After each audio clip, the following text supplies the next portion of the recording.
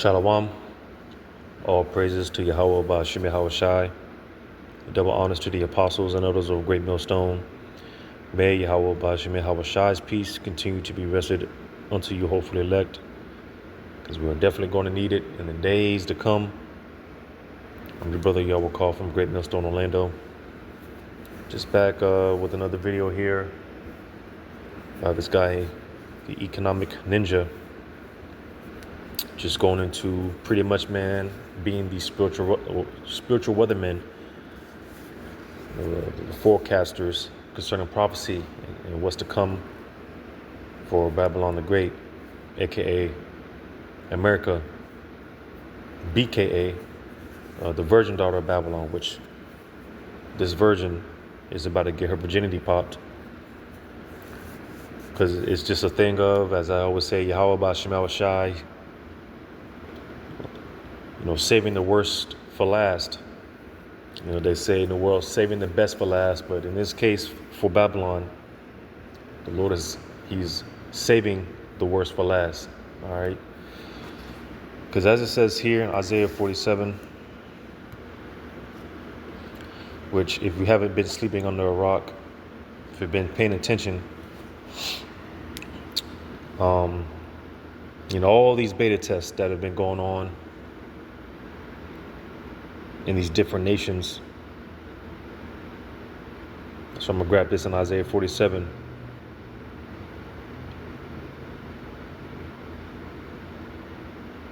Isaiah 47. I'm going to start at 7. And thou saidest, I shall be a lady forever, so that thou didst not lay these things to thy heart, neither didst remember the latter end of it. And this is the attitude of these Babylonians. They think that they're untouchable. Therefore hear now this, thou that art given to pleasures, that dwellest carelessly, that sayest in thine heart, I am and none else beside me. I shall not sit as a widow, neither shall I know the loss of children.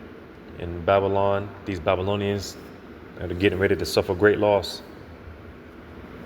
And I can't wait to see it, Lord willing. And Yahweh Ba'Shem Yahweh Shai. Because, prophecy, man, it's a reality check. And prophecy is getting ready to chin check everyone. So being that these people, they're not used to suffering loss, again, Lord willing, Yahweh Ba'Shem Yahweh Shai grant me the opportunity to see the look on the face of these people when it's all said and done. I can't wait to see it. It says, verse 9, but these two things shall come to thee in a moment, in one day, the loss of children and widowhood. Yeah, and as we're seeing, as the scriptures talk about, roughly paraphrasing how because basically, I don't want to butcher it too much, but we've been, which ultimately is from Yahweh Ba'Shem Yahweh Shai being kicked out of our land. But he used the nations in Esau to bring us over here, right? We were stripped from our mother. Galatians 4:26, Jerusalem. Galatians 4:26, where it talks about Jerusalem being what they would call the motherland. But we've been kidnapped, given unto a foreign mother, so to say. And that's why, as the scriptures say, miserable are thy cities. You see, so we've been like a baby stripped from the mother's breast, kidnapped, and taken over unto a woman that is not our mother. Just to use that comparison. So again, as it says in verse 9, but these two things shall come to thee in the moment, in one day. The loss of children and widowhood, there shall come upon thee in their perfection, for the multitude of thy sorceries and for the great abundance of thine enchantments. So the point being that when it mentions basically the judgments, when it hits ground zero, which I always say America is going to be the worst place to be, is going to come in its perfection. So like I said, in all these beta tests that we've been seeing over the years, for these Babylonians to think that it's not going to happen here, well, again, prophecy is getting ready to chin check everyone. So, as my man is going to go into, as I'm going to play this video, Lord willing, copyright disclaimer, fair use. I'm not making any type of monetary gain. This is just for informational purposes. So without further ado. The IEA just confirmed Europe has 6 weeks of jet fuel left. 30% of U.S. exports are already being pulled away from them. And if you think that energy shocks stay on their side of the Atlantic, well, you haven't been paying attention to the last 4 recessions that started and then how it's going to affect real estate. So, check this out.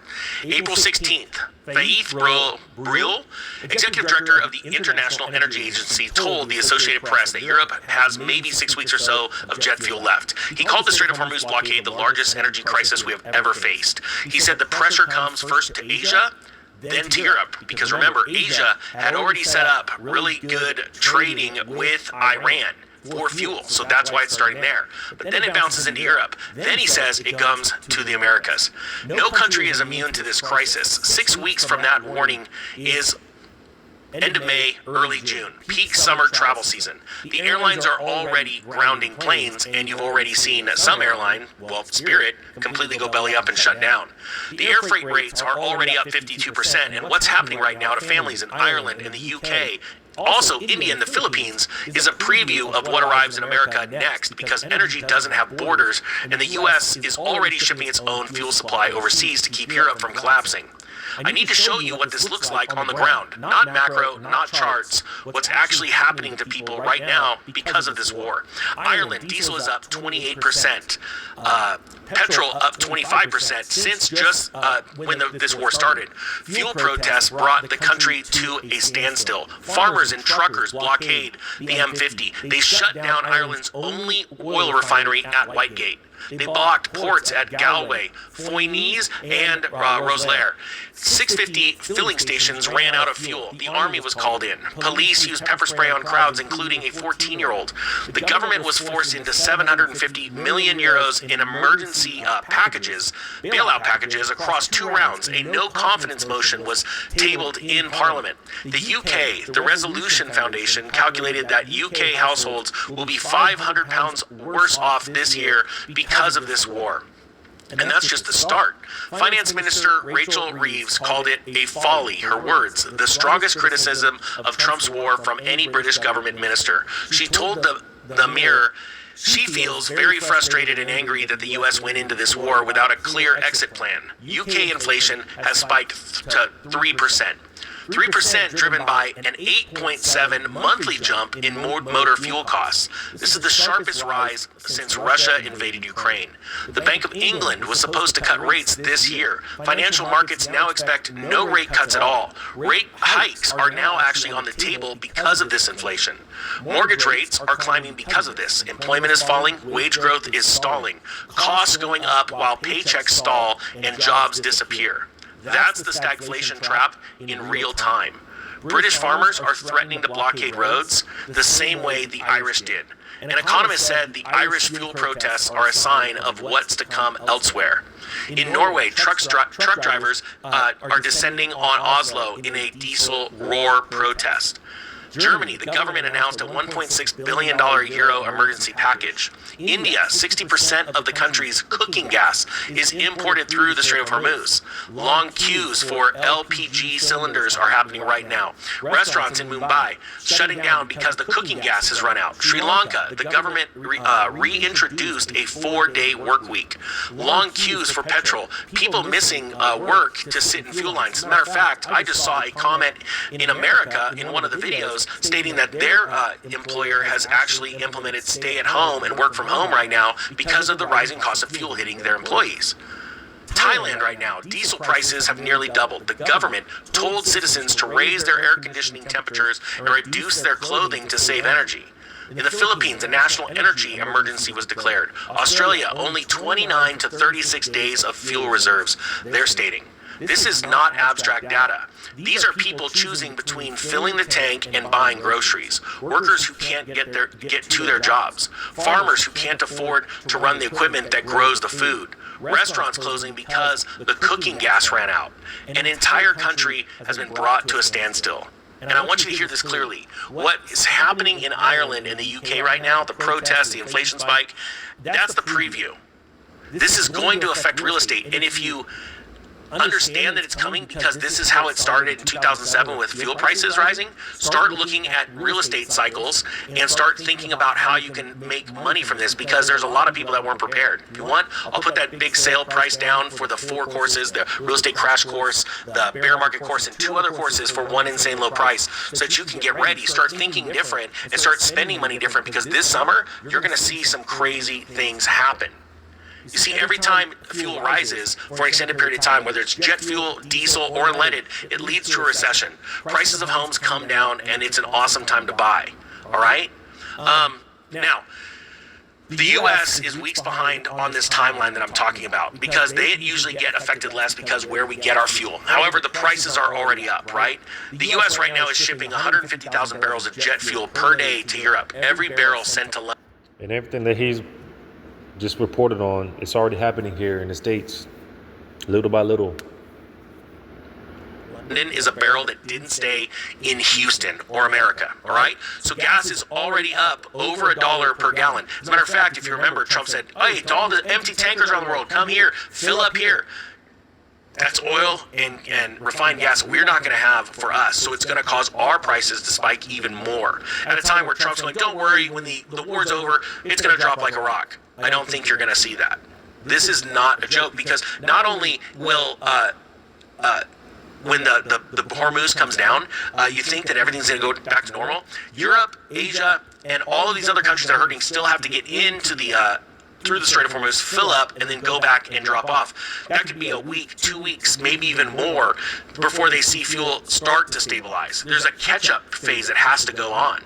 You see, in America, gas is already up over $1 per gallon nationwide since we started. It's costing the U.S. economy about $500 million more every single day. That means you're paying roughly $740 more for gas in this year at current prices if they don't go up anymore.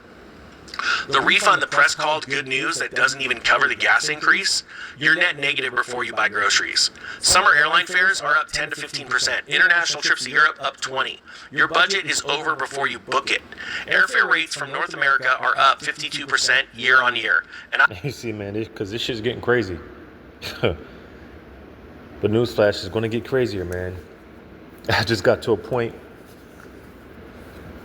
and you can't help but to just laugh at the shit. You know, just call all y'all about your mouth shy, man, because as I've been saying for years, you know, we talk that talk. When I say that, I mean we get into these prophecies, you know, about what's getting ready to happen, what's getting ready to go down, Jacob's trouble. You know, we're all about to be affected. So now we're getting ready to walk that walk. So, you know, before paying $20 for me to typically fill up my gas tank. Well, over the past weeks and whatnot, I've been having to fill up. It's been taking me $40 to fill up. And as of this week, that's not enough. Gas went up some more. So, like I said, you can't help but to just, hey, man, Yahweh Shemel Shah, man, is getting real. And it's about to get realer. Hell, you know, Yahweh Shemel Shah, man, had it to where, because this demon of mine's, she was supposed to, just this past weekend, go to take a flight up north. her family had some business or whatnot. She had to do something with dealing with her family, her peoples. And Eve ain't gonna listen, because I highly recommend not to do so. But Eve ain't gonna listen. So hey, it is what it is. Everything is in the Lord's hands. And hey, Yahweh Shema Shah looked out for her dumb ass, because she ended up not being able to go.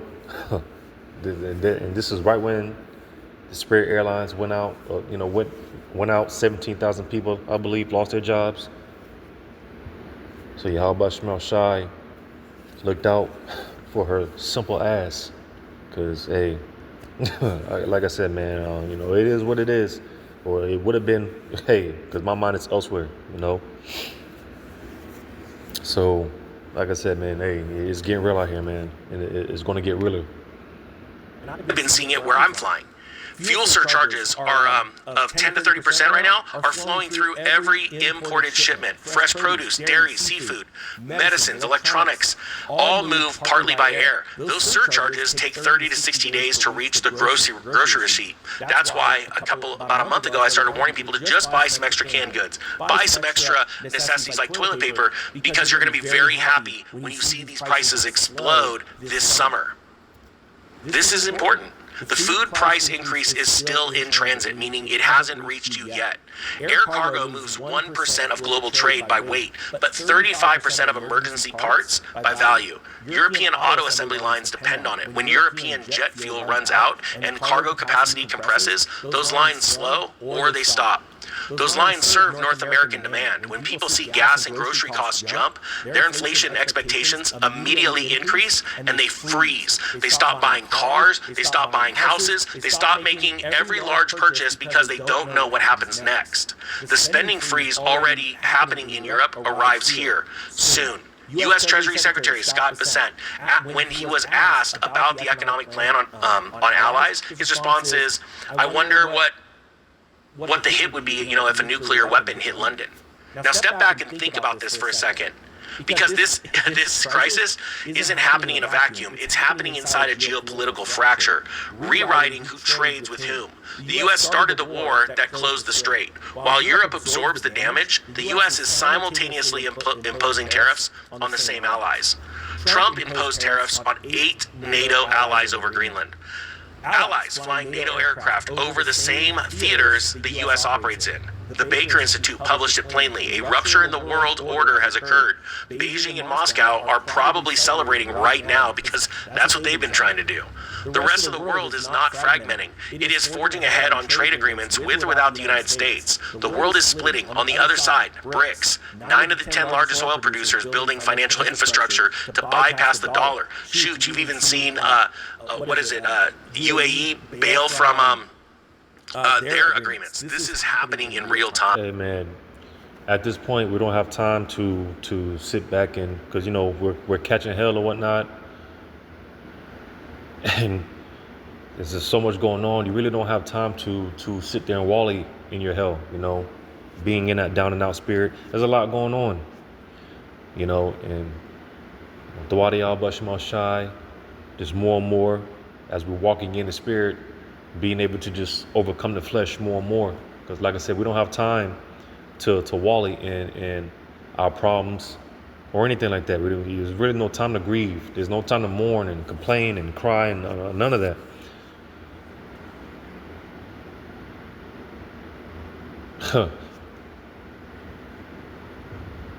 Trump is talking about pulling out of NATO, NATO nations, pulling their military, because they're getting their ass kicked. Despite what they're putting out there, they're getting their ass kicked with this whole so-called Middle Eastern conflict. Hey man, there's division all over the place. Lord willing, I'm gonna do another video dealing with the redistricting. Lord willing, I'm gonna touch on that in another video. But this kingdom is falling.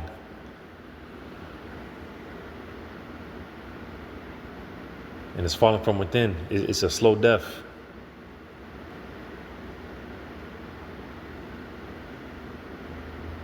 So this shit is almost over.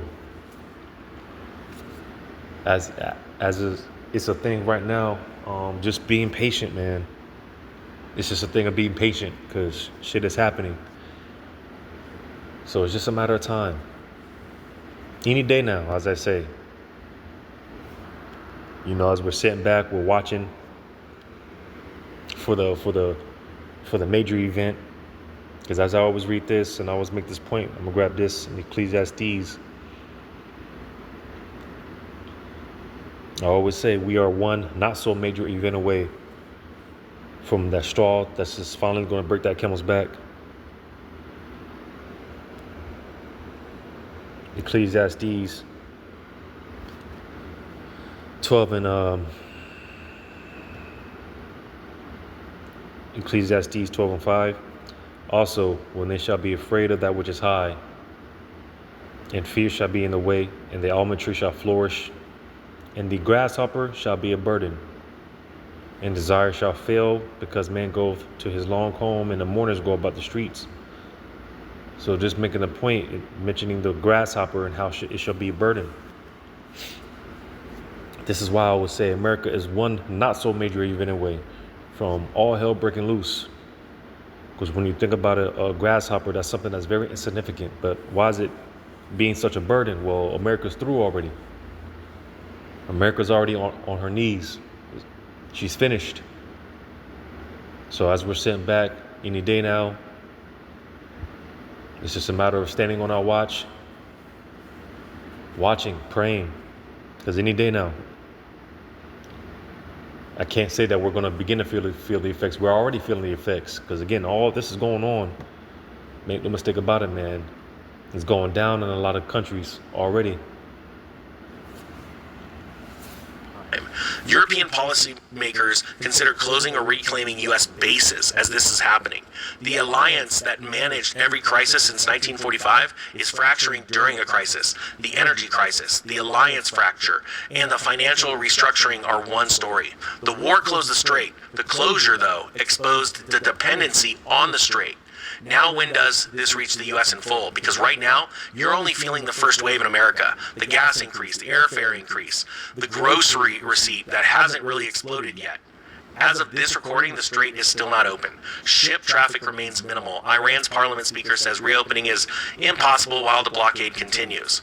Even in the best case, it takes until July for oil flows to reach 90% of pre-war levels and another 2 months to arrive at refineries. This is late May, early June at best.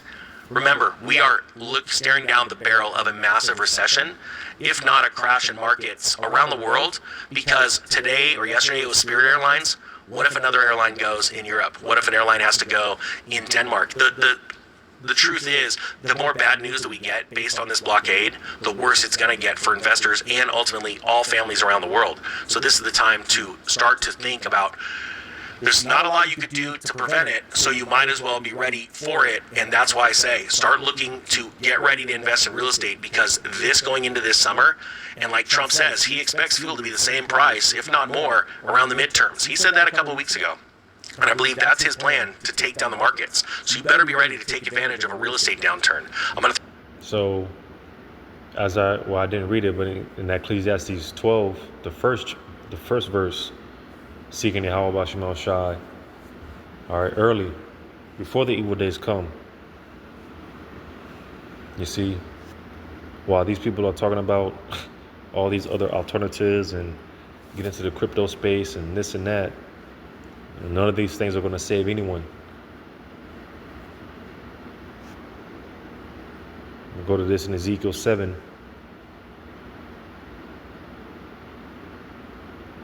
And 5, thus saith the Lord, power in evil, and only evil, behold, is come. And an end is come, the end is come, it watches for thee. Behold, it is come. So, hey, that evil day is lurking in the background like Michael Myers, man. It's lurking. It's lurking. It's not coming, it's already here. It's just a matter of it's just a matter of the shots hitting their targets, man. Because like it says in 2 Ezra 16, when the arrows get shot from the bows, can it return? Absolutely not. So these arrows, man, they're already been shot from the bow. It's just a matter of them hitting their target. So that's how dangerously close we are. And any day now, again, as I read in Isaiah 47, when it comes to America, it's going to come in its perfection. So Lord willing, we're just embracing for impact. But Yahweh Bashima Shah is going to be with his elect somehow, some way. Because boy, this shit, it don't look good. It don't look good, you know. We're about to be put in impossible situations that only Yahweh Bashima Shah, being that he's the power, the God of the impossible, you know, only with him is the impossible possible. So it's going to take divine miracles, man, divine intervention. And that's what we should be. That's where our expectations should be. So Lord willing, this was edifying. All praises to Yahweh Bashima Shai. Shalom to you. Hopefully, like